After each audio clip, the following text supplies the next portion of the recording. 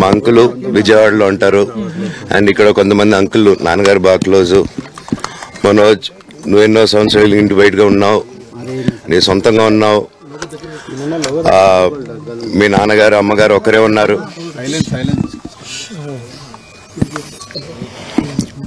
మీ నాన్నగారు అమ్మగారు ఒక్కరే ఉన్నారు.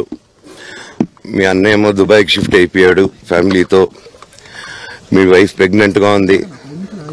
తనకి తల్లిదండ్రులు లేరు.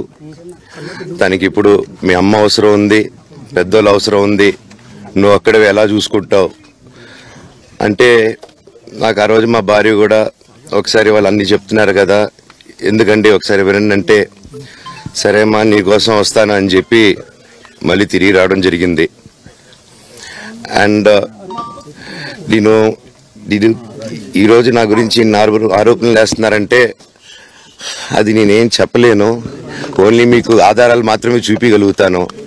ఇప్పుడు వాళ్ళు చెప్పి నేను చెప్పి ఇది కరెక్ట్ కాదండి, నేను ఎప్పటి నుంచో కూర్చొని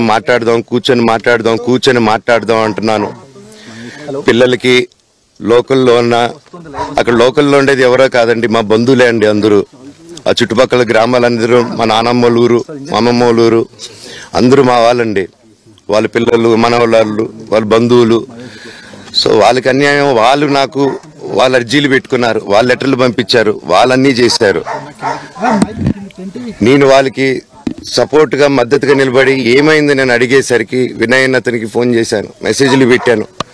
సార్ వాట్ ఈస్ హ్యాపెనింగ్, నేను కావాలంటే కాలు మీద కూడా పడతానండి, ఈ ఇష్యూ క్లియర్ చేయండి, మాట్లాడుకుందాం అంటే చాలా దురుసుగా రిప్లైలు పెట్టారు. నేను ప్రతిదీ ఈరోజు సాయంత్రం 5:30కి ప్రెస్ మీట్ పెట్టి ఇన్నాళ్ళు ఆగానండి, ఇంకా ఆగలేను. ఈరోజు ఈవినింగ్ ప్రతిదీ చెప్పేస్తాను.